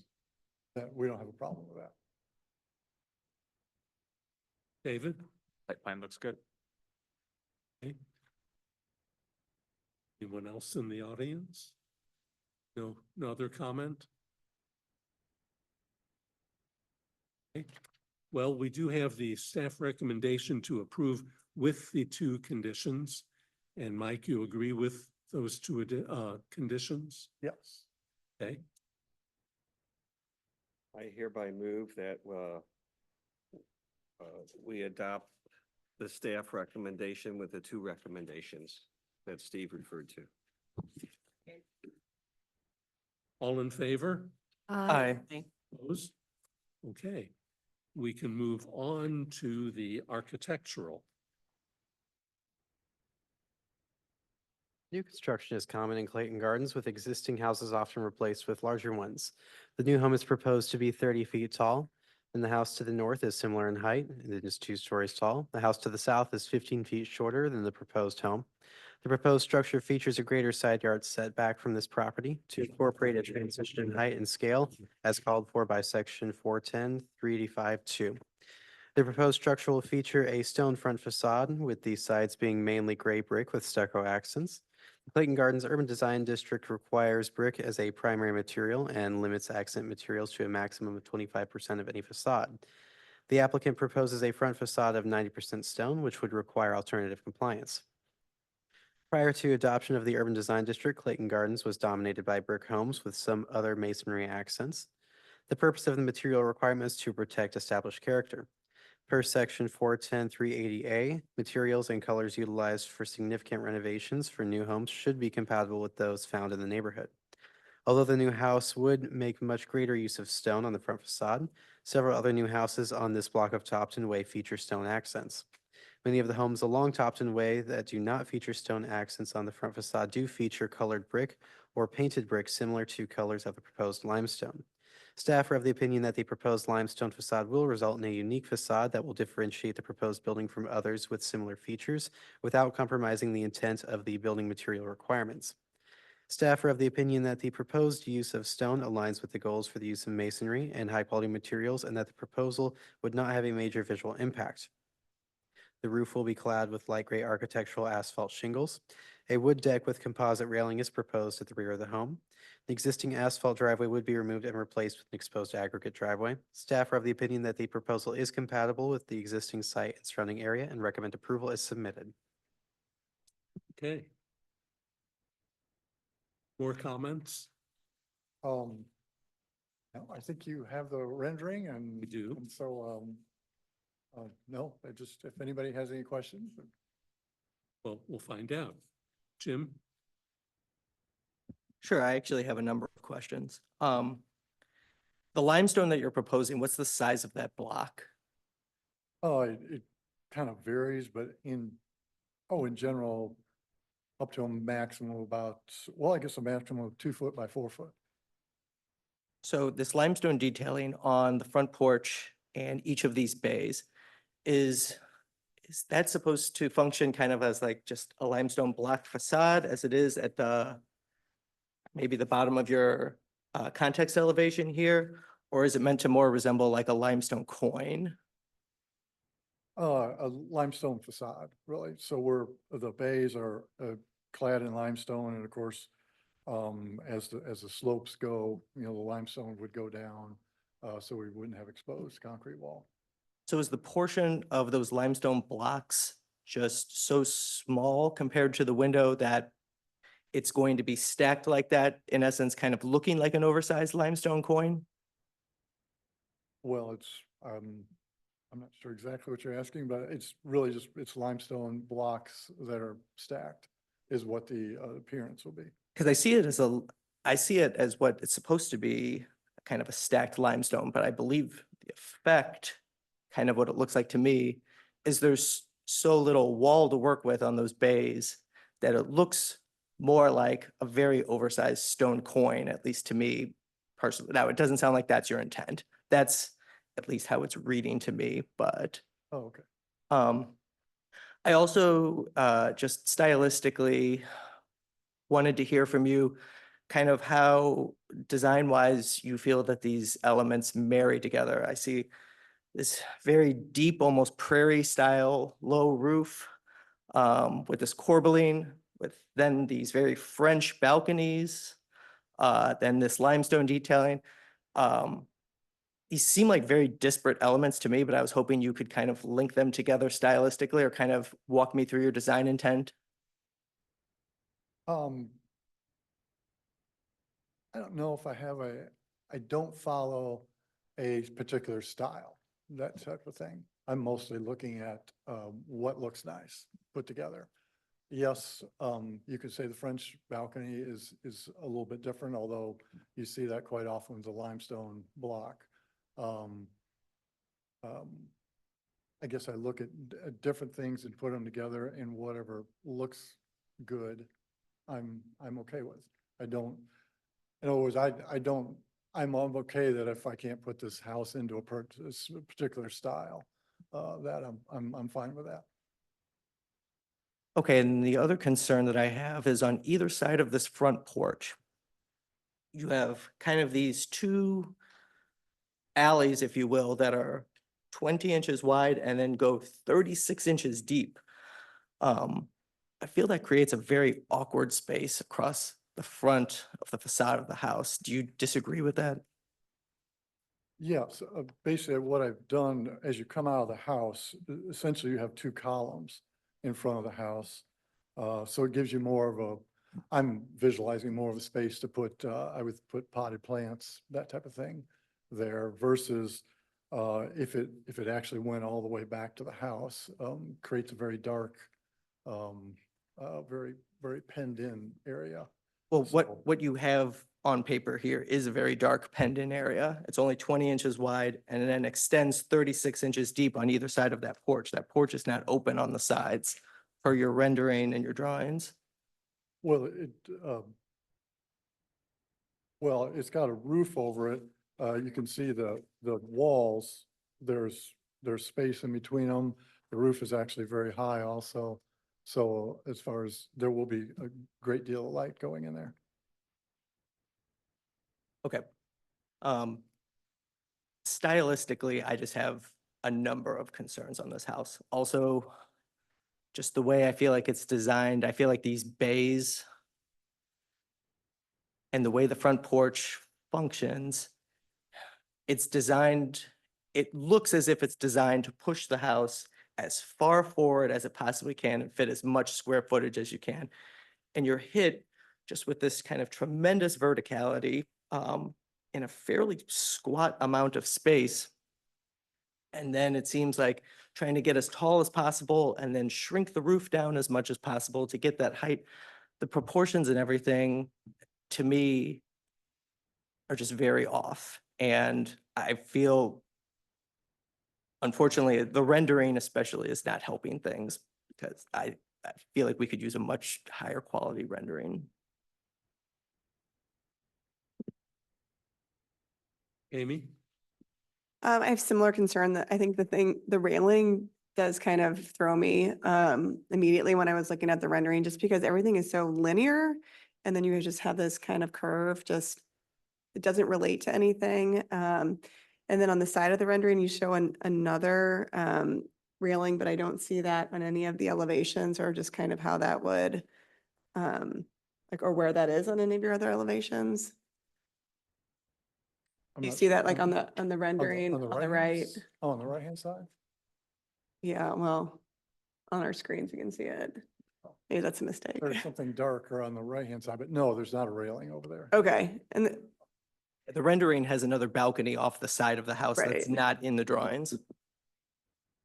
Oh. but okay, if it's not supposed to be there, it's not. Which is, That's fine. yes, I didn't do the rendering. Oh, no worries. Okay, and so I think to Jim's point, like the front porch area, I think you're probably intending for those to be columns, is that right? Based on your Yes. floor plan? The- So you would have it open to those sides, is that accurate? Correct. Yes. Okay. Yes, the rendering's kind of throwing a little bit. Yeah, on the first floor plan, it shows, their Right. columns, yeah. I do also, when I look at this, it looks just like a giant cube. I think your like horizontal dimension, I think is like 36, and then your height is just like 32. So it's just a giant square. And I think like the stone facade's not helping. It's very heavy. It's just a lot of heaviness, I think, on the front. I don't know if you take away like the top or the second story stone and kind of, there's just something that's just not, feels good about, about the front facade. And then, I think your side facades look great. I like the interest. I like the details on the windows and everything. The front one is just, it's really, material choices are off. But yeah. Ellen? Okay, the first thing, in essence, the rendering is not what is on the drawing. It's close, but the details for the front entrance, you have two risers going from the walk into the house. On the drawing, you have 4. Correct. Right. 3. Or 3. you have handrails on your drawing. Which is what you're proposing? Is it the elevation on your drawing, A4 or 5, or, okay, so I should scratch the rendering.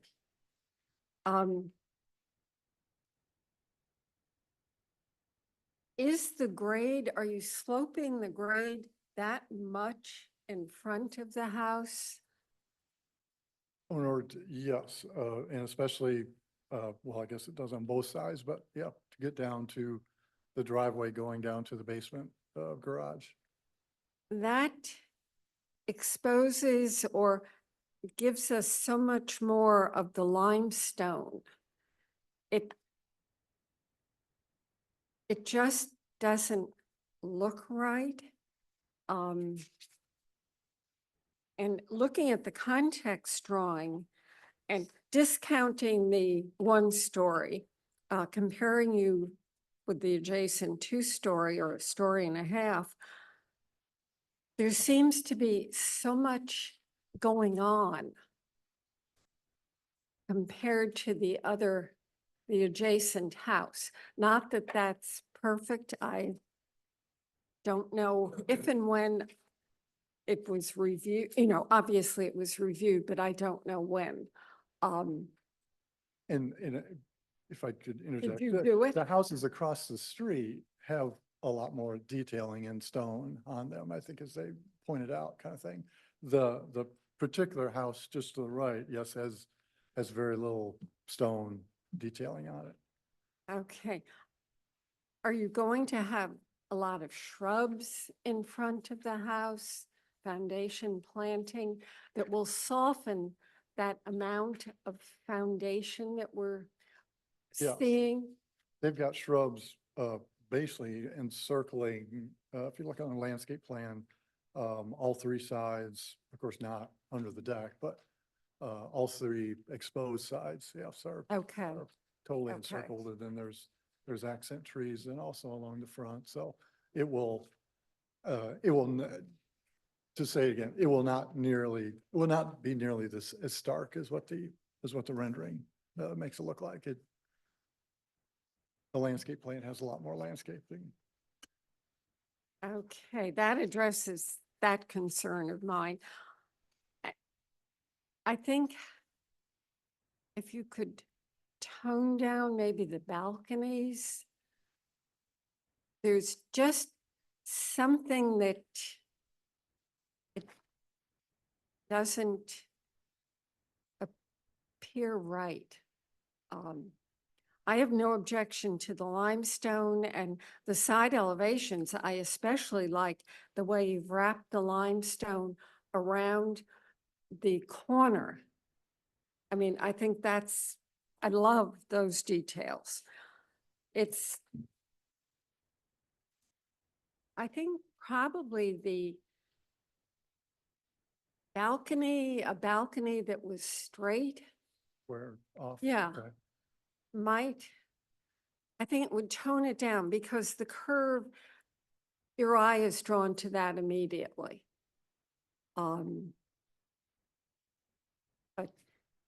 no, other than that, the other elevations, I think you did a great job. So, Bridget? Yeah, I mean, I certainly agree about the balconies. And I do find it's like I look at I don't know, yeah, that page.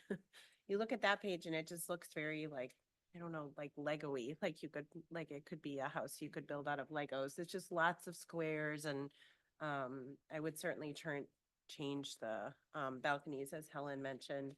And I just find, I think maybe because it is so boxy, I just find the way that the roof lines kind of encroach just kind of adds to the height of it, which I think hurts the surrounding properties. And I certainly don't mind the limestone and the brick. I like the mix of the different parts of the house. I just feel like I just would appreciate it softened up a little bit.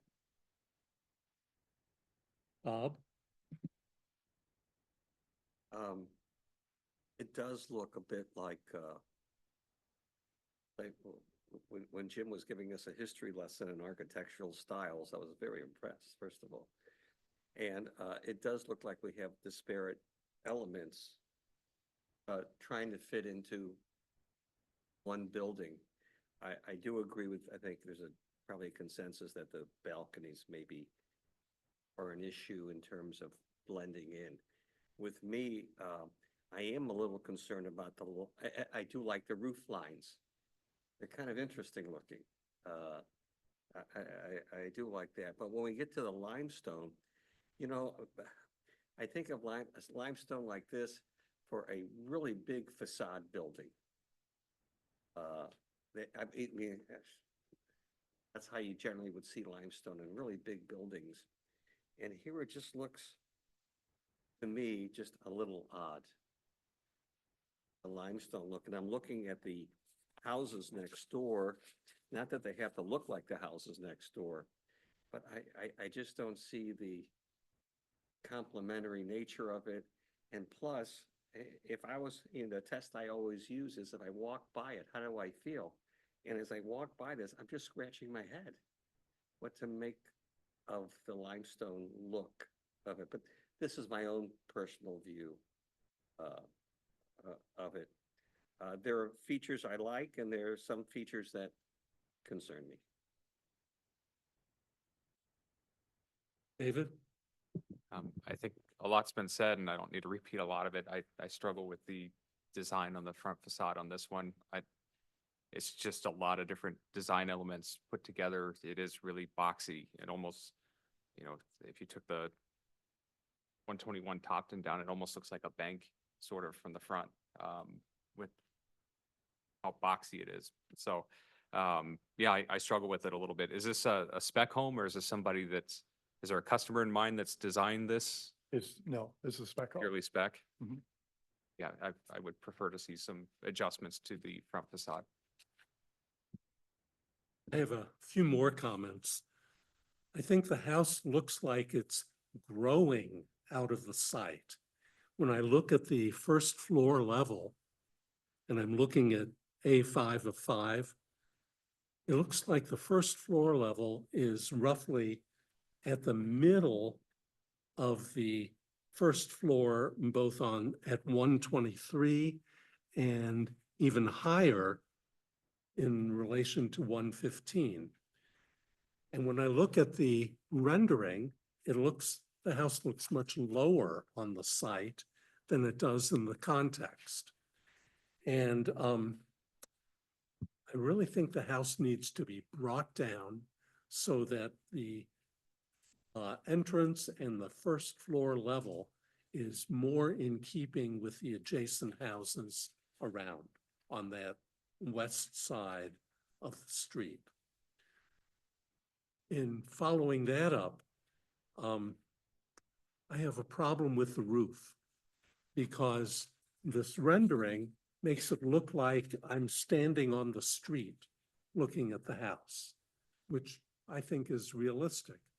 But the roof above the second floor, I don't see any slope to it. To me, it's flat. And maybe that's because it's It is a very low a pitch. 2 and 12. It's Right. a very, very low pitch. Yep.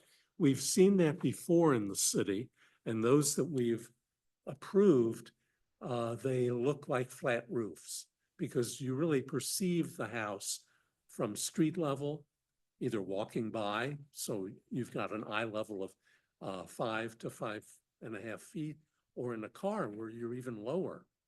And these very low roofs, besides not draining water very well at times, they don't look like they have any pitch at all. So the combination of, for me, the house is way too high sited there. It looks like as you go from 115 to 123, the land is going to go up and then come down because of the first floor level. So to me, that's a major problem. I think the house will look like it's just sticking out of the ground compared to the adjacent homes. Now, what I do understand is the driveway on the south side, because if the driveway had been on the north side, the bulk of this house would absolutely tower over 115. Right. We don't know what's going to happen with 115 in the future, but this is all we can look at today. So I'm concerned about how the house sits on the site. To me, it's too high and the roof pitch is too low. But now let's look at the facade. The materials are very nice, but I think the facade is just over detailed. The scale of the stone, as it's been said, seems to be too large.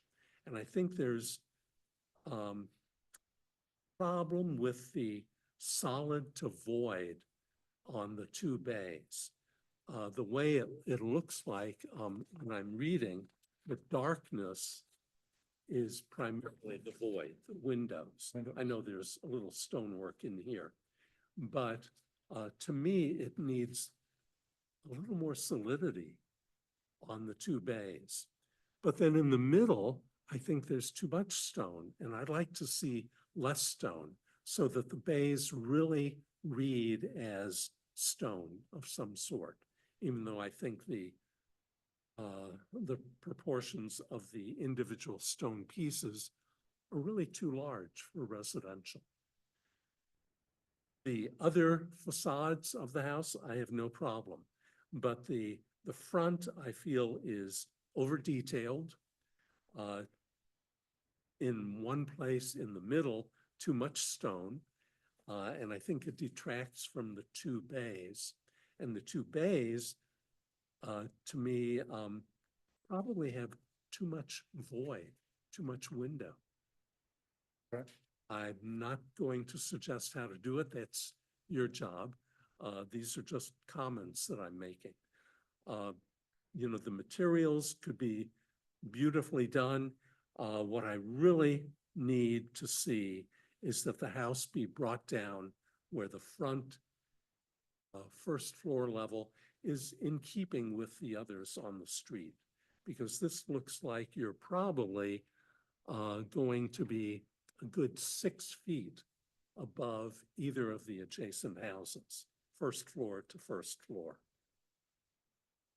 I think All it's, of that will combine to make the house look much, much taller and much, much thinner. And the material on the front, I think, is accentuating that. okay. I mean, we are above, yes, 123. I think we're about 3 feet above 123 for the finished floor to finished floor, but Well, it that's is, all. so it isn't 6 feet, but it is, yes, we are above it. Yeah.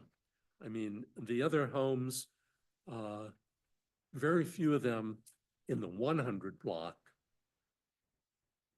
do you go up very high. Now, when you go up the hill further to the north, some of those houses, you do have to climb up more, but that's the lay of the land. But where you are, it's, I don't want to call it flat, but it is relatively flatter than the 200 block.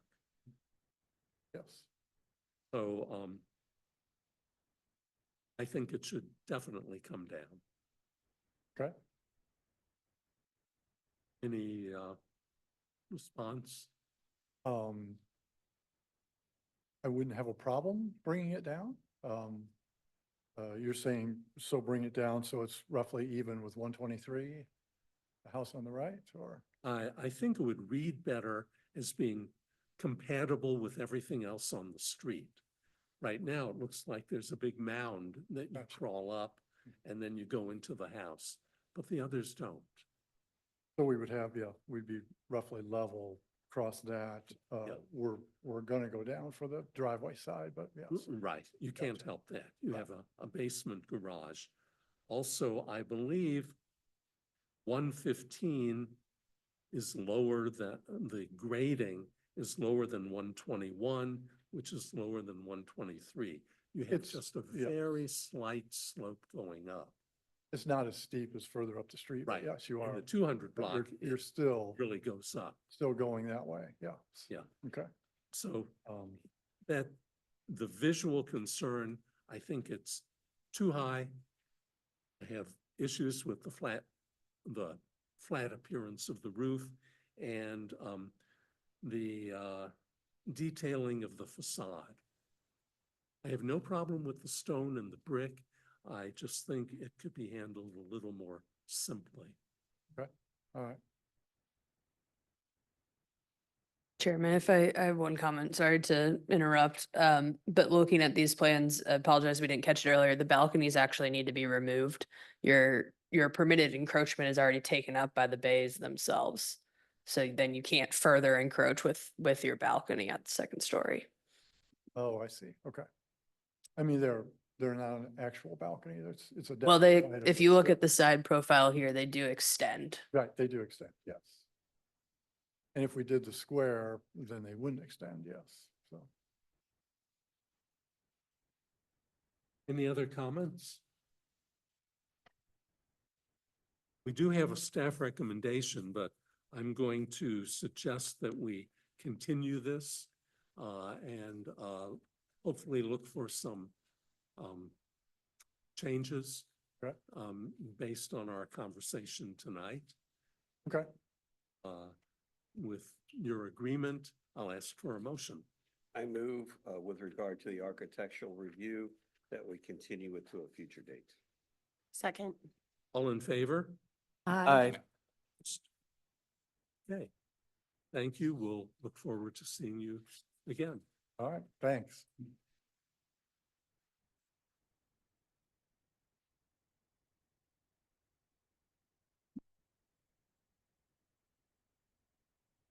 Okay, that brings us to the end of our agenda. Jim, any further comments? I'll say first, I guess it's nice to have a full house here for the first time. And I mean, I guess if I may, just one thing that just has kind of struck me through this process is, one thing that's mentioned in the Clayton 2040 plan is that, it's important to keep in mind the affordability of housing in Clayton. And these more affordable structures are being demolished for larger, more expensive homes. So especially on a speculative build such as this, I feel there's a higher bar that has to be met and a higher design bar. And I feel like some sort of real intent has to be brought before us versus just, I bought this house and I deserve to be able to put whatever in its place. And I just think that's something that we should keep with us. Thank you. Amy, Nothing further. Ellen, Nothing further. Bridget, Nothing further. Jim, thank you for your comments. Oh. Bob, It's always a pleasure to be here. good. David, Nothing tonight. Brian, No comments. Anna, no? What's coming up in September? Do we know? For the next agenda, I expect it to have fewer items. The length of time that we spend is dependent on how much you guys want to spend on it. Okay. Well, we will see you the day after Labor Day, whatever that date is. And so enjoy the beginning of school and we'll see you in September. Thank you, everyone. We're adjourned.